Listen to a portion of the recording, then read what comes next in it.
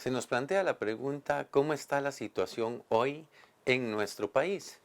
Lo primero que habría que señalar es que nuestro país no es una isla que vive independiente de todo lo que sucede en el mundo de hoy. Y frente a lo que sucede, ocupamos una perspectiva, la perspectiva de nosotros los creyentes, donde vamos a tratar de mirar las realidades desde la providencia de Dios, de valorarlas y juzgarlas desde los criterios de Jesucristo y de actuar en esas realidades como iglesia para intentar transformar la realidad en la que vivimos desde los valores de Jesucristo y del reinado de Dios. No podemos perder de vista eso.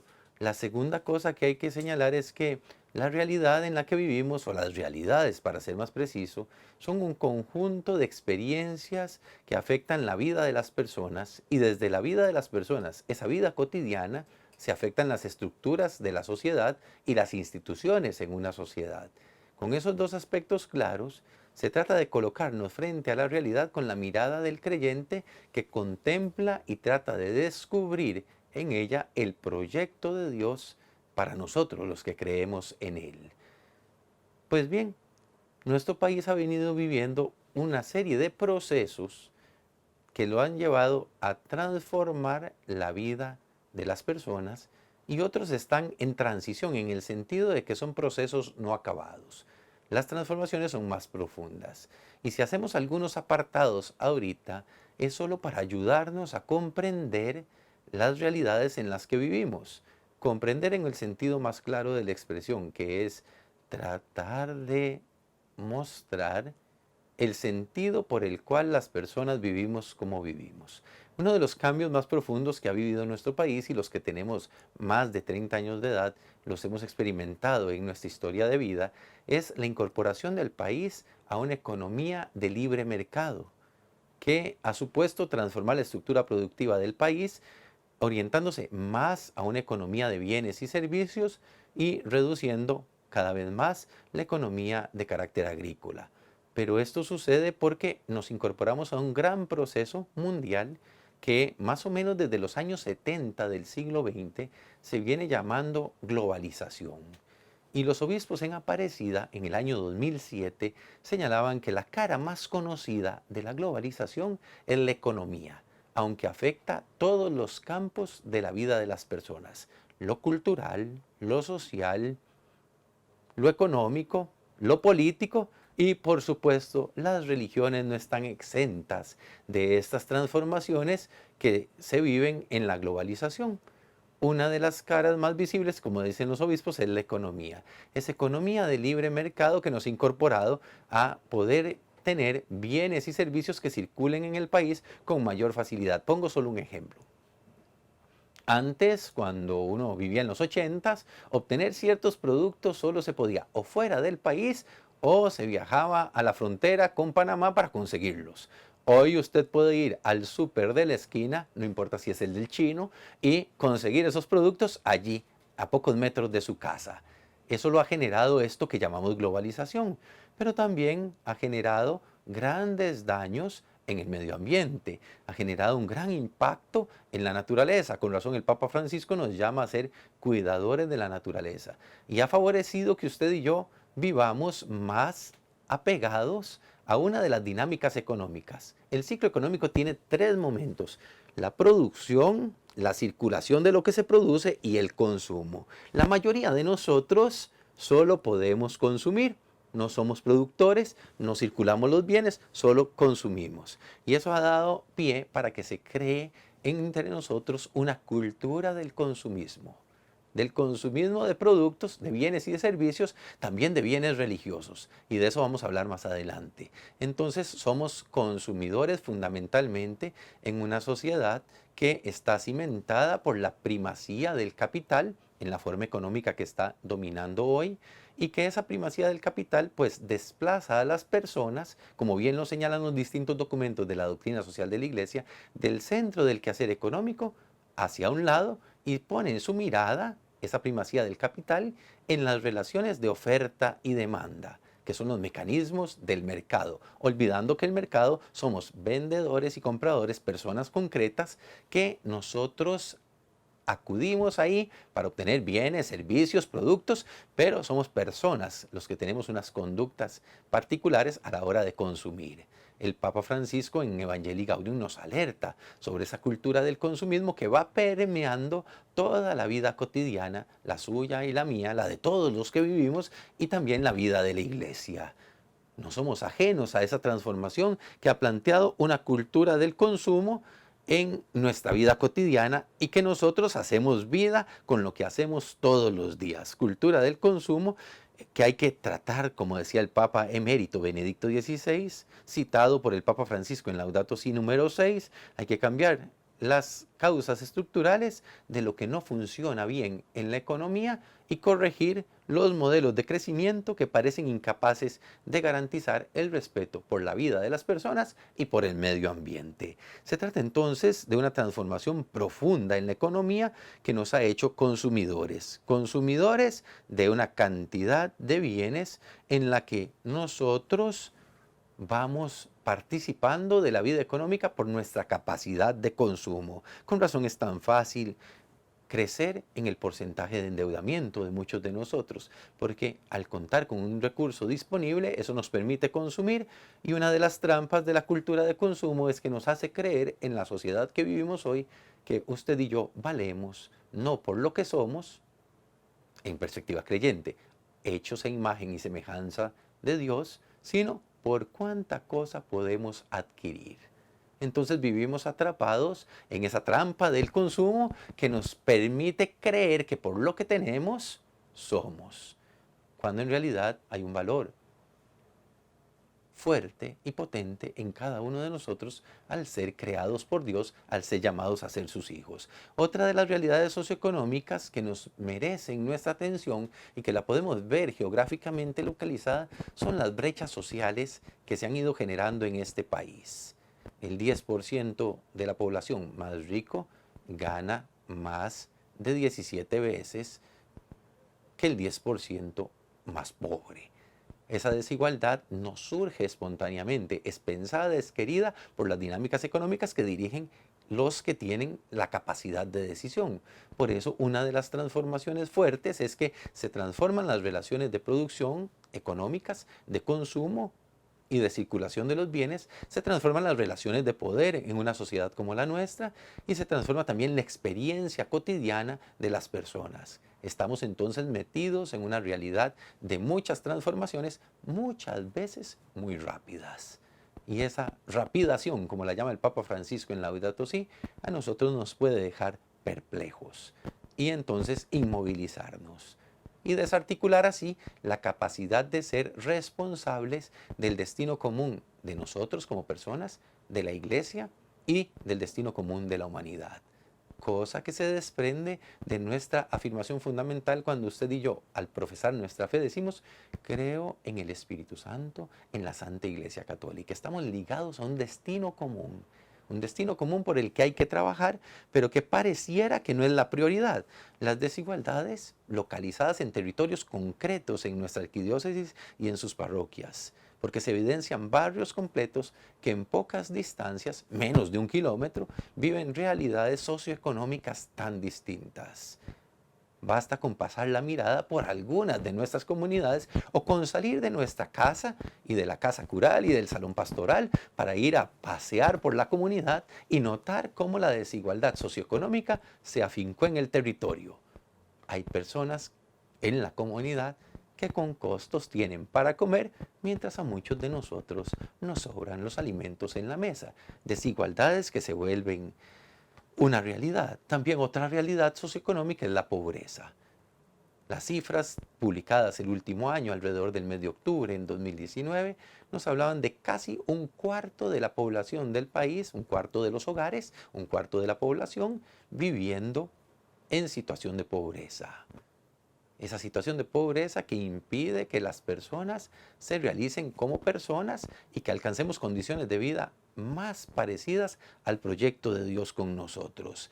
Cabe reconocer que el trabajo de asistencia solidaria que hacemos en las parroquias de la arquidiócesis permite paliar las situaciones que viven quienes están en condición de pobreza y nos ayuda a reducir el drama de esas personas que sufren no solo pobreza, sino también hambre.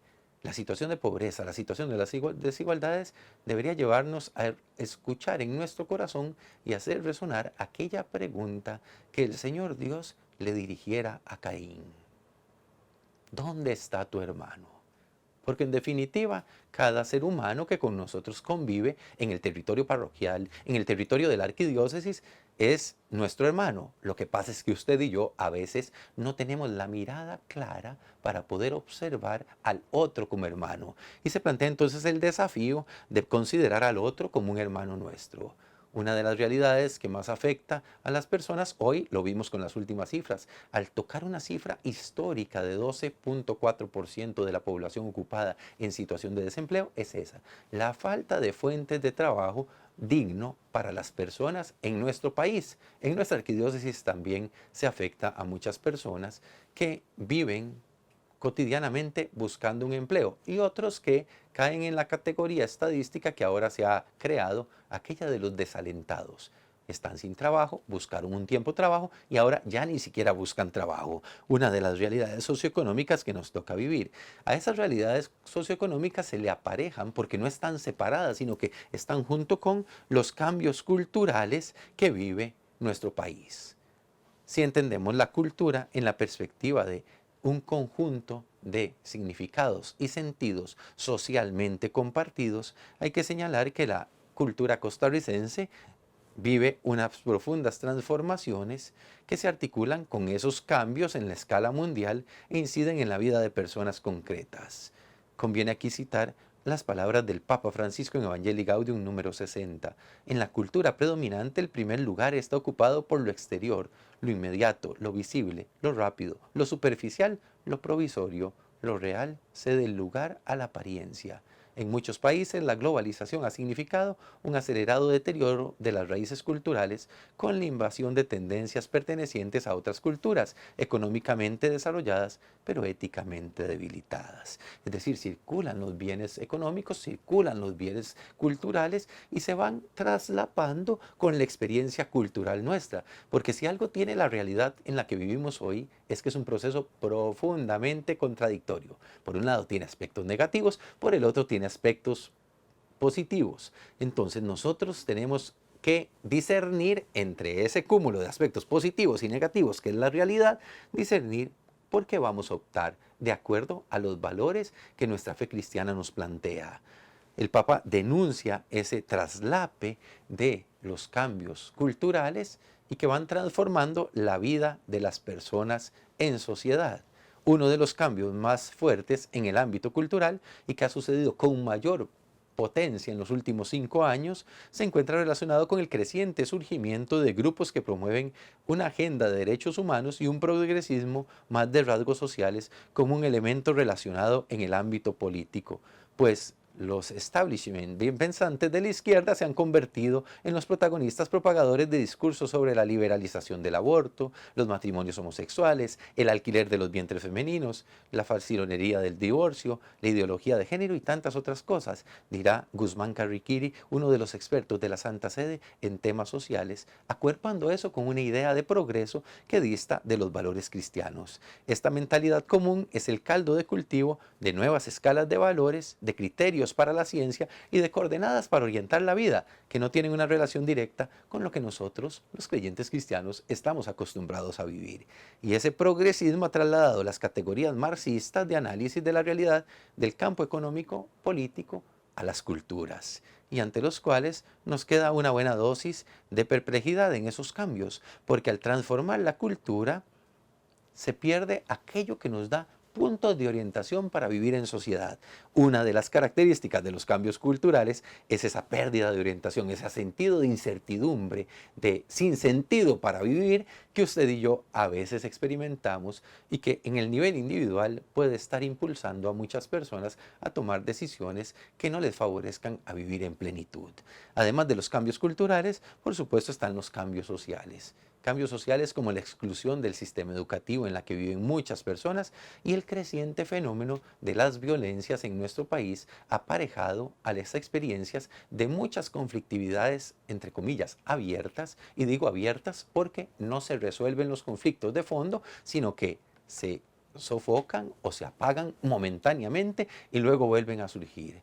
Estamos en una Costa Rica que se ha vuelto más violenta porque aparecen más casos de sicariato, no eran comunes en los años 90, ahora son plato de todos los días. Una Costa Rica más violenta porque hay más casos de femicidios, porque hay más agresiones contra la vida de los otros, porque conducir en nuestras carreteras es prácticamente jugarse la vida cotidianamente, porque la vida se ha transformado. Esa rapidación que nos hablaba el Papa ha transformado también la vida cotidiana y nos ha vuelto más violentos. Pero en la violencia también hay que reconocer la presencia de los narconegocios y del crimen organizado desde el narcotráfico.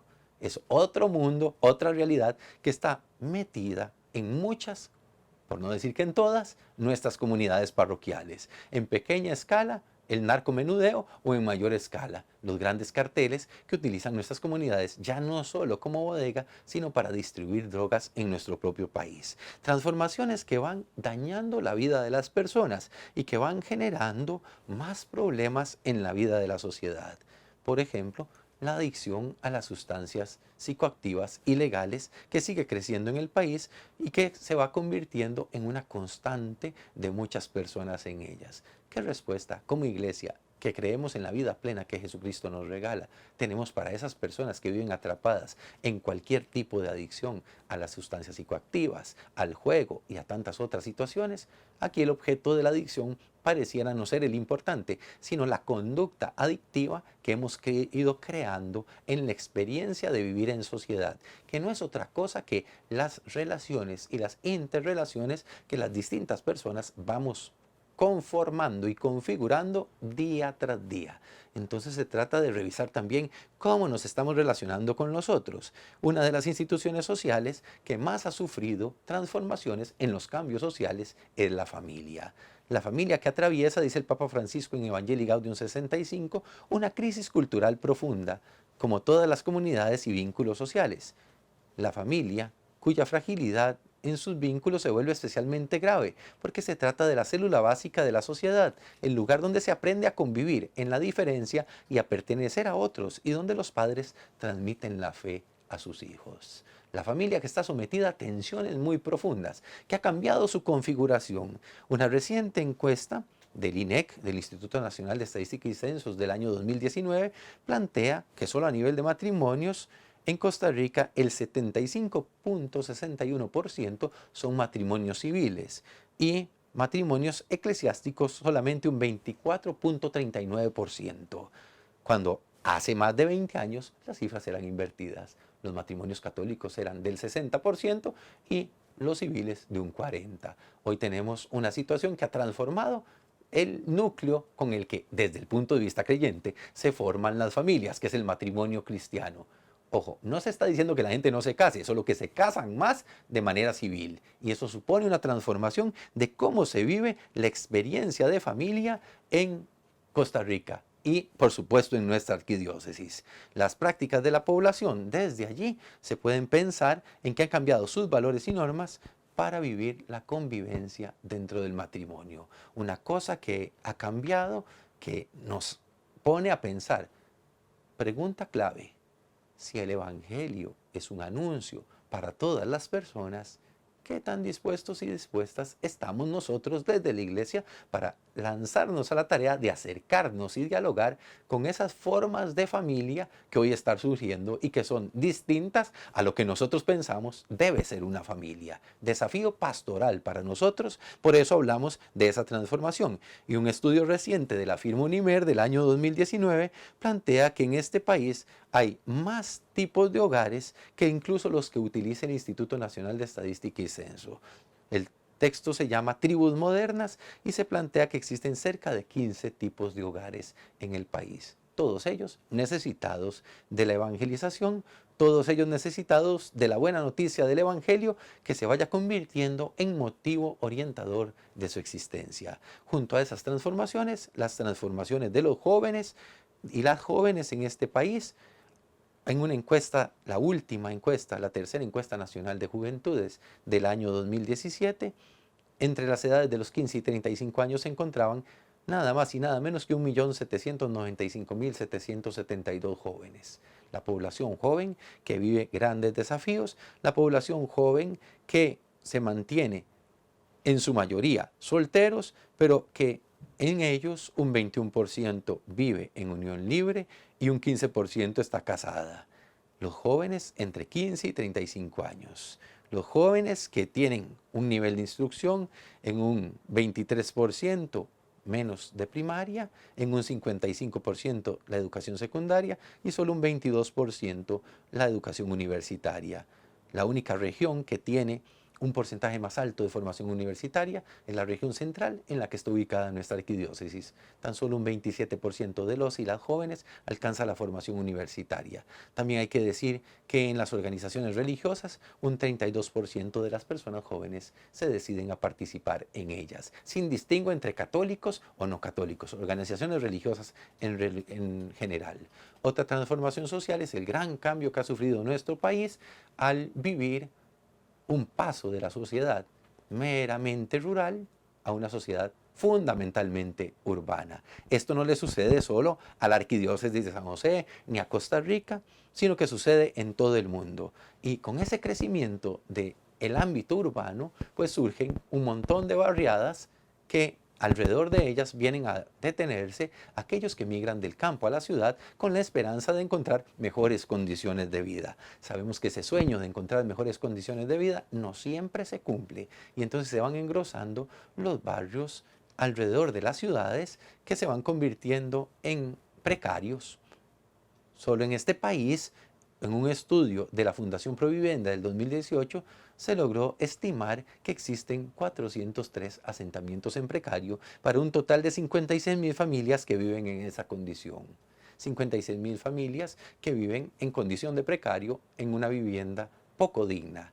Es el Papa Francisco el que en Laudato Si llama la atención de que la cuestión de la vivienda es fundamental para velar por la dignidad de las personas. Y en este país tenemos ya varios años en que las autoridades ni siquiera se deciden para construir proyectos de vivienda para este tipo de familia, que no son los tipos de familia a los que estamos acostumbrados a evangelizar. Por eso urge replantearnos pastoralmente qué vamos a hacer con esas personas que viven en situación de precario, no solo por la situación de precario, sino en el proceso evangelizador.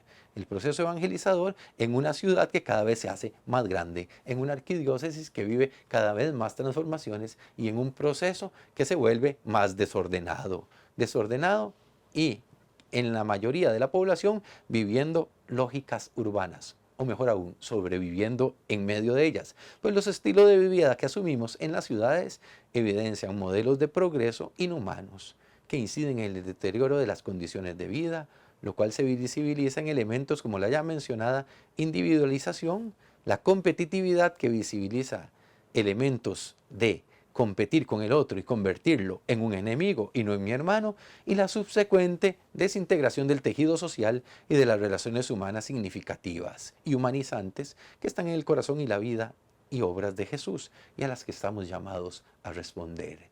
En un contexto de profunda individualización personal, basta con que miremos su casa y la mía, como vivimos aislados de los demás. La llamada del Evangelio es a crear y a construir comunidades. ¿Cómo está la situación socialmente? Profundamente dividida, profundamente resquebrajada. ¿Cómo está la sociedad en el nivel religioso? Pues nosotros tenemos que reconocer que en el nivel religioso vivimos en medio de una sociedad cada vez más plural. Es decir, cada vez hay más religiones en medio de nosotros y ya no somos la única religión posible en la sociedad costarricense. Las encuestas más recientes ponen en torno a un 60% de la población que dice ser católica. Y la práctica religiosa de la misa entre semana o en la semana, un 43% de los católicos dice asistir a misa en la semana. Cosa distinta a preguntar si es en domingo. Otros datos de años más antiguos nos ponían frente a la evidencia de que alrededor de un 15% de los católicos vamos a misa en domingo. ¿Y el resto de la población católica? ¿Cómo vive su experiencia de relación con Dios? ¿Cómo se vincula a la comunidad? Desafíos que hay que preguntarse, que hay que hacerse para plantear los procesos evangelizadores en las parroquias y en esta arquidiócesis que va creciendo. Lo cierto es que hemos ido perdiendo cada vez más fieles a lo largo de los años. Más o menos a un ritmo de un punto porcentual por año se reduce el número de católicos. No piense usted, querido amigo o amiga, que esa reducción supone que todos se volvieron, comillas, como decimos en Costa Rica, evangélicos. No, no necesariamente. Lo que sí viene creciendo estadísticamente es la categoría de aquellos creyentes que se reconocen como tales, pero que insisten no tener ninguna adscripción con alguna institución religiosa. Es decir, creo, pero no soy religioso en el sentido institucional. Eso supone también preguntarnos cómo son las relaciones de nosotros, los creyentes católicos, con la institucionalidad católica y la jerarquía. Allí, pues, hay distintas dinámicas. Están los que se autodenominan católicos no practicantes, que más bien parecen católicos fuera de los márgenes de la institucionalidad por su vivencia de la religión. Y está la manera en que nos relacionamos los católicos practicantes regulares, donde va creciendo cada vez más una autonomía personal, que es relativa, por supuesto, y en la que el criterio último es el recurso a lo que Dios me dice y me plantea, con una mediación cada vez más debilitada de nosotros en la jerarquía de la Iglesia. Tendremos que replantearnos los modelos de construir comunidad dentro de la Iglesia, porque en muchos pueblos hoy nos encontramos ante el surgimiento de muchas ofertas religiosas.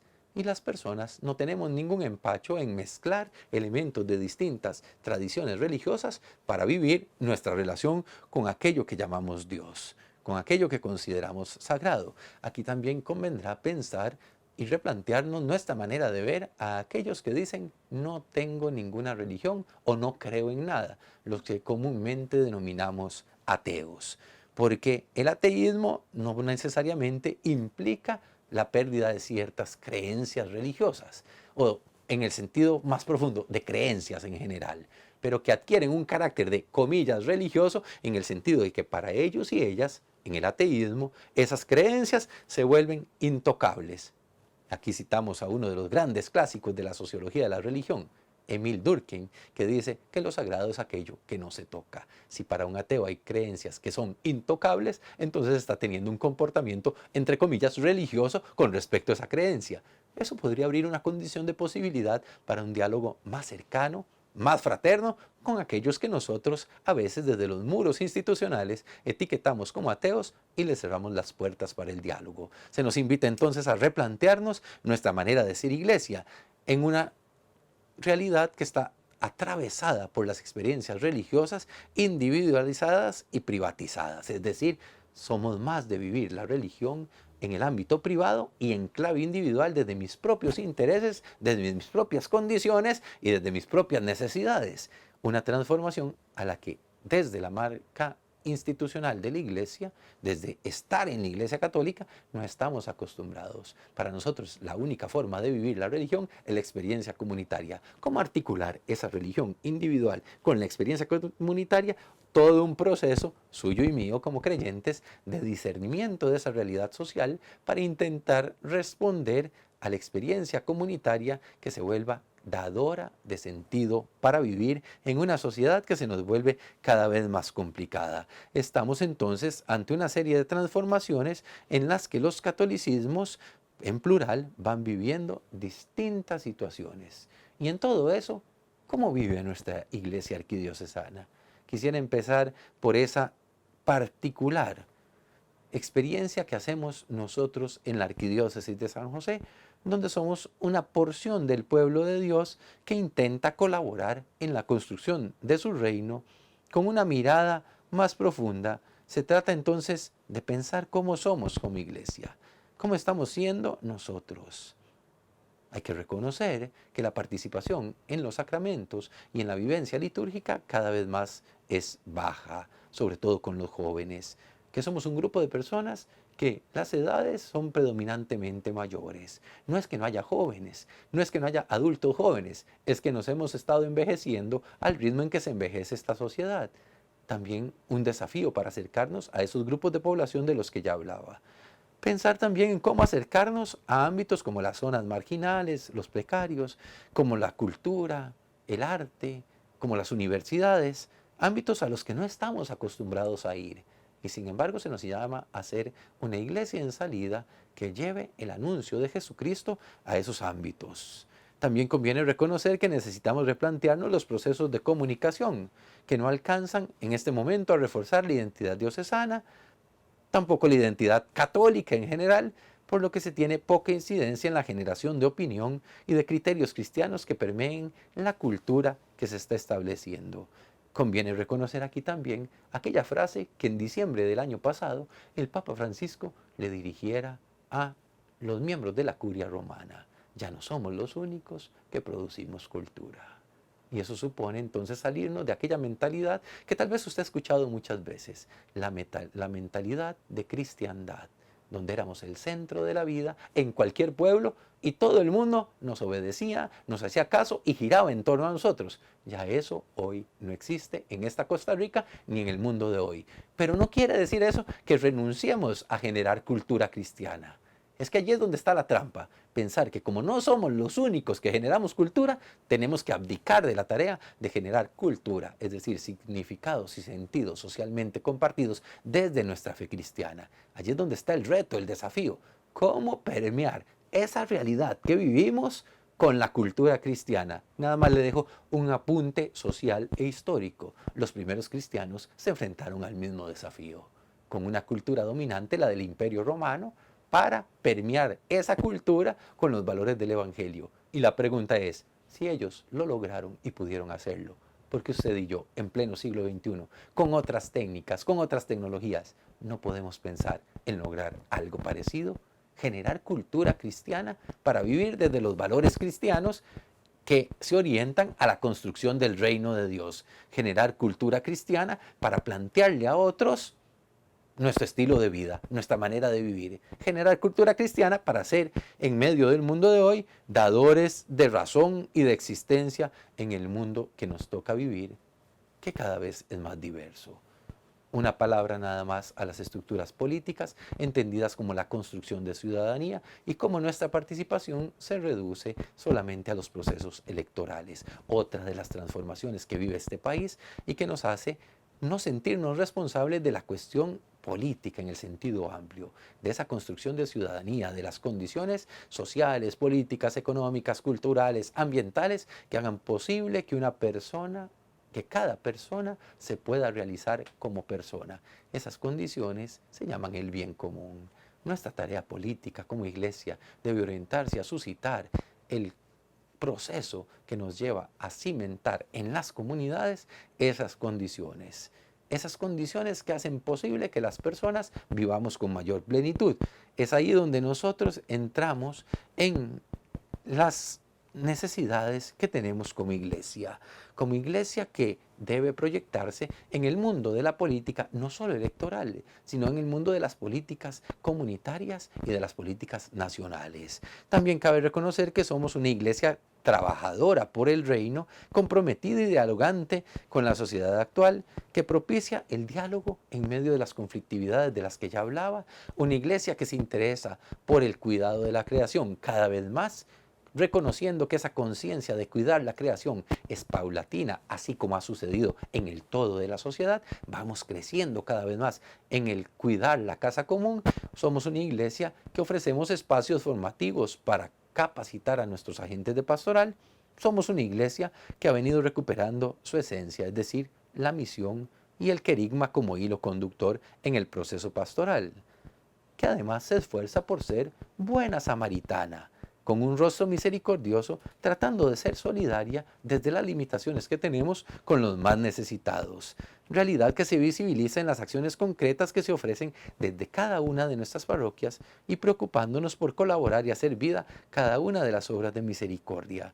Es un intento de ser iglesia buena samaritana, iglesia que lleva la buena nueva a todos los ambientes de la humanidad y con su influjo trata de transformar desde dentro, renovar a la humanidad misma. Si pudiéramos resumir cómo está la realidad hoy, es una realidad compleja, no es simple, hacemos apartados para tratar de entenderla, es una realidad contradictoria, con cosas buenas, con cosas no tan buenas, es una realidad que sufre cambios acelerados, lo que nos puede dejar en perplejidad. Es una realidad que cambia constantemente, lo que nos puede llevar a pensar que nuestra tarea de iglesia es reducida. Es una tarea que nos lleva a cuestionarnos cómo estamos siendo iglesia, pero también es una realidad que nos reta, que nos desafía a ser diferentes, a mostrar que podemos ser cristianos en un mundo como el de hoy, en un mundo en el que tenemos que llevar la buena noticia de Jesucristo a cada ser humano. Por eso es una realidad que podríamos decir en una frase exquisita para replantearnos desde el proceso de renovación de este plan pastoral qué caminos queremos seguir como Iglesia Arquidiocesana para seguir haciendo presente en medio de todas las realidades que nos toca vivir en cada una de las 110 parroquias de esta arquidiócesis con sus especificidades, replantearnos cómo hacer anuncio vivo de Jesucristo, pan de vida eterna para el mundo, pan de vida eterna para cada ser humano, de Jesucristo que ha venido a darnos su vida plena para que nosotros la vivamos y la gustemos.